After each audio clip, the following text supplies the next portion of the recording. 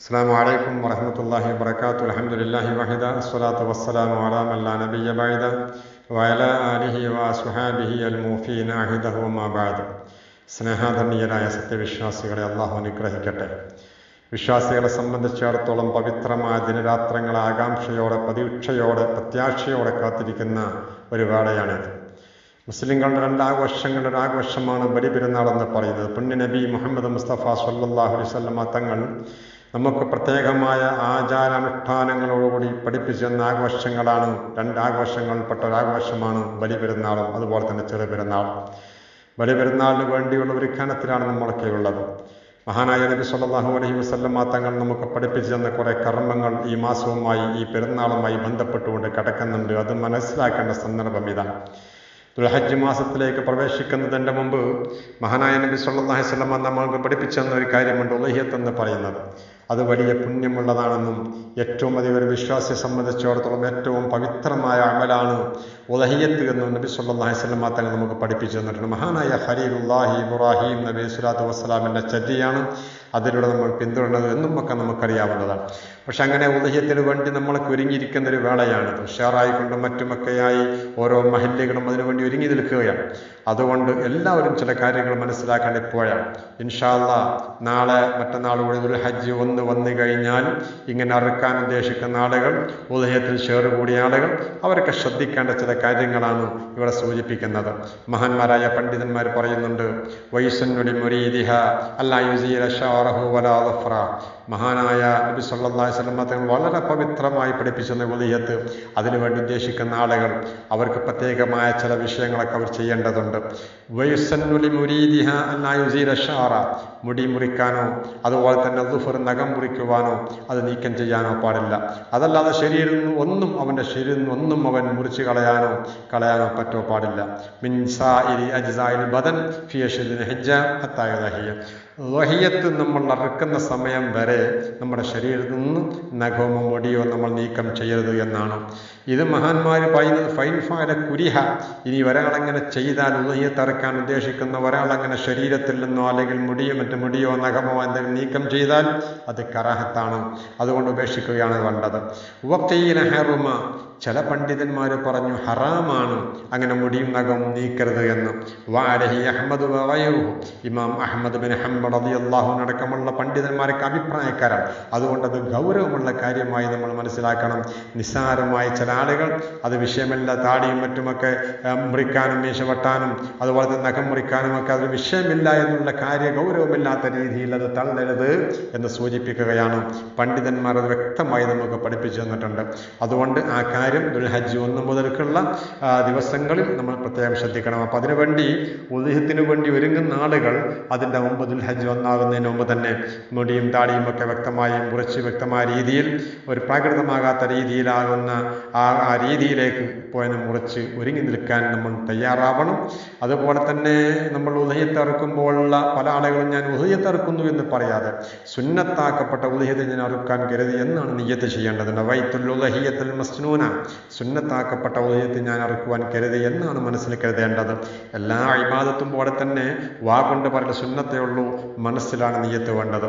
ഈ നിയ്യത്ത് വച്ചത് മുതൽക്കാണ് ഈ പറയപ്പെട്ട കറാഹത്തുകൾ അല്ലെങ്കിൽ ഹറാമുകൾ വരുന്നത്, മുടി നീക്കം ചെയ്യുന്നത്, മറ്റുള്ള വിഷയങ്ങളൊക്കെ വരുന്നത്. അത് നിയ്യത്ത് ചെയ്തതിന് ശേഷമാണ്. ആ കാര്യം ഈ വേളയിലാണ്, ദുൽഹജ്ജ് പറക്കുന്നതിൻ്റെ മുമ്പാണ് നമ്മൾ മനസ്സിലാക്കി വെക്കേണ്ടത്. അതേപോലെ തന്നെ മഹാന്മാരായ ആളുകൾ പഠിപ്പിച്ചെന്ന് കുറേ അമലുകൾ, വൽ ഫജ്രി വലയാലിൻ നശ്ർ, ഈ 10 രാത്രികളാണ് നമുക്ക് വരാനിരിക്കുന്നത്. പ്രതീക്ഷയോടെയാണ് നമ്മളത് കാത്തിരിക്കുന്നത്. വിശുദ്ധ ഖുർആൻ ഈ രാത്രികളെ പിടിച്ചുകൊണ്ടാണ് സത്യം ചെയ്തുകൊണ്ട് പറഞ്ഞത്. പവിത്രമായ ഒരു കാര്യത്തെ പിടിച്ചേ അള്ളാഹു സത്യം ചെയ്യാറുള്ളൂ. അതുകൊണ്ട് തന്നെ ഈ പവിത്രമായ ദിനരാത്രങ്ങളെ പൂർണ്ണമായി ആത്മീയതയിലൂടെ അതിലൂടെ ആത്മീയമായി നമ്മുടെ ജീവിതം ചിട്ടപ്പെടുത്താൻ നമുക്ക് സാധ്യമാവണം. രാവും പകലും ആരാധന കൊണ്ട് ധന്യമാക്കാൻ സാധിക്കണം. മഹാന്മാരായ ആളുകൾ പഠിപ്പിച്ചു തന്നിട്ടുണ്ട്. ദുൽഹജ്ജ് 1 മുതൽ 10 വരെയുള്ള 9 വരെയുള്ള ദിവസങ്ങൾ നോമ്പ് നോൽക്കാൻ വേണ്ടിയിട്ട്. ആ ദിവസങ്ങൾ പവിത്രമായ ദിവസങ്ങളല്ലേ. സാധാരണയായി ഒരു വർഷത്തിൻ്റെ അവസാനമാണ് ഇത്. 1 മുഹറം തുടങ്ങി ദുൽഹജ്ജ് മാസം അവസാനത്തെ മാസമാണ്. അതുകൊണ്ട് നന്ദി രേഖപ്പെടുത്താൻ നമ്മൾ മുന്നോട്ട് വരണം. മനസ്സിലാക്കണം. ഈ ഒരു വർഷക്കാലം നമുക്ക് അള്ളാഹു ഇവിടെ നമ്മൾ എത്തിച്ചു തന്നില്ല, പ്രയാസങ്ങളും പ്രതിസന്ധികളൊക്കെ തരണം ചെയ്ത് ഇവിടെ എത്തിച്ചല്ലോ. ആ അള്ളാഹ്ക്ക് നന്ദി രേഖപ്പെടുത്താനുള്ള സന്ദർഭമാണിത്. ഏത് വിഷയത്തിൻ്റെയും അവസാനം ഒരു നന്ദി രേഖപ്പെടുത്താറുണ്ട്. അതൊക്കെ നമുക്കറിയാവുന്നതാണ്. നമ്മുടെ ഭൗതികമായ വിഷയങ്ങളിലും ഒരു നന്ദി പ്രകടനം നമ്മൾ നടത്താറുണ്ട്. നമ്മൾ നന്ദി പ്രകടനം നടത്താൻ ഏറ്റവും അർഹനായവൻ അള്ളാഹുവാണ്. അള്ളാഹുവോട് നന്ദി പ്രകടിപ്പിക്കാൻ ഈ ഒരു മാസാവസാനം ശുക്റായിക്കൊണ്ട് നന്ദി ചെയ്തുകൊണ്ട് അള്ളാഹു നോമ്പ് നിൽക്കാൻ നമ്മൾ മുന്നോട്ട് വന്നാൽ വളരെ നന്നായി. കാരണം രാവിലെ മുതൽ വൈകുന്നേരം വരെ നോമ്പുകാരായി നിന്ന് ഈ ദിവസങ്ങളെ പൂർണ്ണമായും പവിത്രമായ ദിനരാത്രങ്ങളെ നമുക്ക് പൂർണ്ണമായും അള്ളാഹുവിനുള്ള ഇബാദത്തിലായി മാറ്റാൻ നമുക്ക് കഴിയും. അതുകൊണ്ട് 1 മുതൽ 9 വരെയുള്ള ദിവസങ്ങൾ നോമ്പ് നോൽക്കാൻ ഞാനടക്കമുള്ള എൻ്റെ പ്രിയപ്പെട്ട സഹോദരങ്ങൾ മുന്നോട്ട് വന്നാൽ അതൊരു വലിയ സന്തോഷമായിരിക്കും. മഹാനായ നബി സല്ലല്ലാഹു അലൈഹി വസല്ലം പ്രത്യേകിച്ച് ദുൽഹജ്ജ് 9 ദിവസം പ്രത്യേകിച്ച് പറഞ്ഞിട്ടുണ്ട്. അന്ന് അറഫാ ദിവസമാണ്. അപ്പോൾ ആ കാര്യവും കൂടി നമ്മൾ ഈ കാര്യത്തിൽ പ്രത്യേകം ശ്രദ്ധിക്കണം. തന്നെയുമല്ല, നോമ്പിൻ്റെ പ്രതിഫലം അതിന് അള്ള പറഞ്ഞത് ഞാനാണ് കൊടുക്കുന്നത് എന്നാണല്ലോ. തന്നെയുമല്ല, ഹദീസിലൊക്കെ കാണാം, മാ മിൻ അബ്ദിൻ യസൂമു യൗമൻ ഫി സബീലില്ലാഹി ഇല്ലാ ബഅദല്ലാഹു ബിദാലിക്കൽ യൗമ വജ്ഹഹു വനിന്നാരി സബീന ഖരീഫ. മഹാനായ നബി സല്ലല്ലാഹു അലൈഹി വസല്ലം തങ്ങൾ പറയുന്നുണ്ട്, ഒരാളൊരടിമ നോമ്പ് നോൽക്കുമ്പോൾ അള്ളാഹുവിൻ്റെ മാർഗത്തിൽ ഇതിൻ്റെ പ്രതിഫലം ആഗ്രഹിച്ചു നോമ്പ് നോൽക്കുമ്പോൾ നരകത്തെ തൊട്ടവൻ്റെ ശരീരത്തെ അള്ളാഹു കിലോമീറ്ററോളം അകറ്റുമെന്നാണ് പഠിപ്പിച്ചത്. അതുകൊണ്ട് നരകത്തിൽ നിന്ന് അകലാനും സ്വർഗത്തിലേക്ക് അടുക്കാനും ഒരു നോമ്പിലൂടെ നമുക്ക് സാധിക്കുമെന്നുള്ള കാര്യം നമ്മളൊക്കെ മനസ്സിലാക്കേണ്ടതുണ്ട്. മഹാനായ സഈദ് ബിൻ ജുബൈർ റളിയല്ലാഹു പോലെയുള്ള ആളുകളൊക്കെ ഈ ദിവസങ്ങളൊക്കെ വന്നാൽ വല്ലാതെ പരിശ്രമിക്കുന്ന ആളുകളായിരുന്നു. ഇതിനു വേണ്ടി ഒരുങ്ങുന്ന ആളുകളായിരുന്നു. അല്ലാതെ ഇബാദത്തുകൾ ചെയ്ത് പ്രത്യേകമായ രീതിയിൽ ആരാധന കൊണ്ട് ധന്യമാക്കുമായിരുന്നു ഈ മഹാന്മാരായ ആളുകളൊക്കെ. നമ്മളും ആ വിഷയത്തിൽ മുന്നോട്ട് വരാൻ പറ്റിയ ദിനരാത്രങ്ങളാണ് വരാൻ പോകുന്നത്. അതുകൊണ്ട് ആ കാര്യവും കൂടി എൻ്റെ പ്രിയമുള്ള സഹോദരങ്ങൾ മനസ്സിലാക്കണം. നമുക്ക് നമ്മുടെ ആഘോഷവേളകളൊക്കെ വരുമ്പോൾ നമ്മൾ വ്യത്യസ്തങ്ങളായ ഭക്ഷണങ്ങളെ കൊണ്ടാണ് ആഘോഷവേള വ്യത്യസ്ത ഭക്ഷണങ്ങളാണ് നമ്മൾ ഉണ്ടാക്കാറുള്ളത്. പല രീതിയിലുള്ള ഭക്ഷണങ്ങൾ ഉണ്ടാക്കും, പല രീതിയിലുള്ള പാനീയങ്ങൾ ഉണ്ടാക്കും. എന്നതുപോലെ ഈ ആഘോഷവേളയിൽ വ്യത്യസ്തങ്ങളായ ഇബാദത്തുകളെ കൊണ്ട് നമ്മൾ വ്യാപൃതരാവണം. നിസ്കാരവും അതുപോലെ തന്നെ നോമ്പും അതുപോലെ തന്നെ സ്വതക്കയും അതുപോലെ കുടുംബ ബന്ധം പുലർത്തലടക്കമുള്ള ഇഷ്ടംപോലെ സൽക്കർമ്മങ്ങളുടെ വഴികൾ വിശാലമാണ്, നന്മയുടെ വഴികൾ വിശാലമാണ്. ആ കവാടം തുറന്നാൽ ഇഷ്ടം പോലെ നമുക്ക് പോകാൻ കഴിയും. ഈ നന്മയുടെ വഴിയിലൂടെ സഞ്ചരിക്കാൻ ഈ ദിവസങ്ങൾ പ്രത്യേകിച്ച് നമുക്ക് സാധിക്കണം. ഖത്തർ ഔഖാഫ് അടക്കം ഈ പവിത്രമായ ദിനരാത്രങ്ങളെ പ്രയോജനപ്പെടുത്താൻ വേണ്ടി പ്രത്യേകമായി ആഹ്വാനം ചെയ്തിരിക്കുകയാണ്. ഭരണകൂടം വരെ ഈ ഔഖാഫ് വരെ ഇതിനു വേണ്ടി ആഹ്വാനം ചെയ്തിരിക്കുകയാണ്. വിശ്വാസികൾക്ക് അള്ളാഹുവോട് അടുക്കാനുള്ള പവിത്രമായ ദിനരാത്രങ്ങളെ അത് നമുക്ക് പൂർണ്ണമായും നമ്മുടെ ജീവിതത്തിൽ നേട്ടങ്ങൾ ഉണ്ടാക്കാൻ വേണ്ടി പ്രയോജനപ്പെടുത്തണം.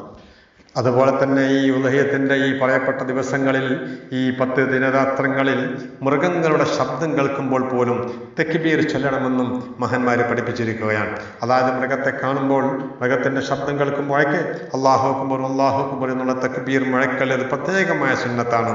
അതുപോലെ തന്നെ വൽ ഫജ്രി വലയാലിൻ നശ്ർ എന്ന് പറയുന്ന സൂറയുണ്ട്. ആ സൂറ ഓരോ ദിവസവും രാത്രി ഓതണമെന്നും പാരായണം ചെയ്യണമെന്നൊക്കെ മഹാന്മാർ പഠിപ്പിച്ചു തന്നിട്ടുണ്ട്. വ്യത്യസ്തങ്ങളായ ഇബാദത്തുകളെ കൊണ്ട്, അതുപോലെ തന്നെ ദിക്റുകളെ കൊണ്ട്, അതുപോലെ ഖുർആൻ പാരായണങ്ങളെ കൊണ്ട്, അതുപോലെ മറ്റുള്ള സൽക്കർമ്മങ്ങളെ കൊണ്ട് ഈ പവിത്രമായ ദിനരാത്രങ്ങളെ പൂർണ്ണമായി ആത്മീയമായി നമുക്ക് എല്ലാ രീതിയിലും നമുക്ക് നമ്മുടെ ശാരീരികമായി ശുദ്ധമാക്കാനും അതുപോലെ തന്നെ മറ്റുള്ള തെറ്റുകളിൽ നിന്നൊക്കെ അള്ളാഹുവോട് പാപമോചനം നേടാനും ഒക്കെ ഉപയുക്തമാകുന്ന രീതിയിലുള്ള ദിനരാത്രങ്ങളാക്കി മാറ്റണം. ബുഖാരിയിൽ ഒരു ഹദീസുണ്ട്, വകാന ബിനു ഉമർ റളിയല്ലാഹു അൻഹു അബൂ ഹുറൈറ റളിയല്ലാഹു അൻഹുമാ യഖ്റുജാന ഇലസ്സൂഖ് ഫി അയ്യാമിൽ അശ്ർ യുകബ്ബിറാനി. മഹാനായ നബി സല്ലല്ലാഹു അലൈഹി വസല്ലം തങ്ങളുടെ അനുയായികളാണ് അവർ. മഹാനായ ഇബ്നുൽ ഫാറൂഖ് റളിയല്ലാഹു അൻഹു, മഹാനായ അബൂ ഹുറൈറ റളിയല്ലാഹു അൻഹു അവരൊക്കെ അങ്ങാടിയിലേക്ക് പുറപ്പെടും. ഈ 10 ദിനരാത്രങ്ങളിൽ പുറപ്പെടുമ്പോൾ യുകബ്ബിറാനി അവരിങ്ങനെ തക്ബീർ ചൊല്ലിക്കൊണ്ടാണ് പോകാറുള്ളത്. വയകബ്ബിറുൻ നാസ് ബി തക്ബീരിഹിമ ഇവരെ തക്ബീർ കേട്ട് ജനങ്ങളും തക്ബീർ ചൊല്ലുമായിരുന്നു. ഇങ്ങനെ തക്ബീർ കൊണ്ട് മുഖരിതമായ അന്തരീക്ഷവും കൂടിയാണ് ഈ 10 ദിനരാത്രങ്ങൾ എന്നുള്ളത് നമ്മൾ പ്രത്യേകിച്ച് മനസ്സിലാക്കണം. അതുകൊണ്ട് ഈ കാര്യങ്ങളൊക്കെ ഗൗരവത്തോടെ മനസ്സിലാക്കി ഒരു പവിത്രമായ ഒരു മാസത്തെ സ്വീകരിക്കുവാനും ആ പവിത്രമായ മാസം സർവശക്തനായ അള്ളാഹുലേക്ക് അടുക്കുവാനും പ്രവാചകൻ പഠിപ്പിച്ചു തന്ന സുന്നത്ത് കർമ്മങ്ങൾ നിർവഹിച്ചുകൊണ്ട് പൂർണ്ണമായി ആ സുന്നത്തിലൂടെ പ്രവാചകന്റെ ചര്യ പിന്തുടരാനും നമ്മൾ മുന്നോട്ട് വരണം. അള്ളാഹുവിന് തൗഫീഖ് നൽകുമാറാവട്ടെ. ദീന് പഠിക്കാനും അനുസരിച്ചുകൊണ്ട് പ്രവർത്തിക്കുവാനും അള്ളാഹു തആല തൗഫീഖ് നൽകട്ടെ. പവിത്രമായ ദിനരാത്രങ്ങൾ നമ്മുടെ പ്രിയപ്പെട്ടവർക്ക് വേണ്ടി പ്രാർത്ഥന നടത്തും സമ്പത്താണ് നമ്മൾ വിനിയോഗിക്കണം. എത്രയോ ആളുകൾ രോഗികളാണ്, പ്രയാസപ്പെടുന്നവരാണ്. അവർക്കൊക്കെ വേണ്ടി പ്രാർത്ഥന നടത്താനും നമ്മുടെ മരണപ്പെട്ടു പോയ ഓർക്കാനും അവർക്ക് പ്രാർത്ഥിക്കുവാനും ഒക്കെയായി ഇതിലെ രാത്രങ്ങൾ നമ്മൾ ശ്രദ്ധിക്കണം. അള്ളാഹു അനുഗ്രഹിക്കട്ടെ. അസ്സലാമു അലൈക്കും വറഹ്മത്തുള്ളാഹി തആല വബറകാതുഹു.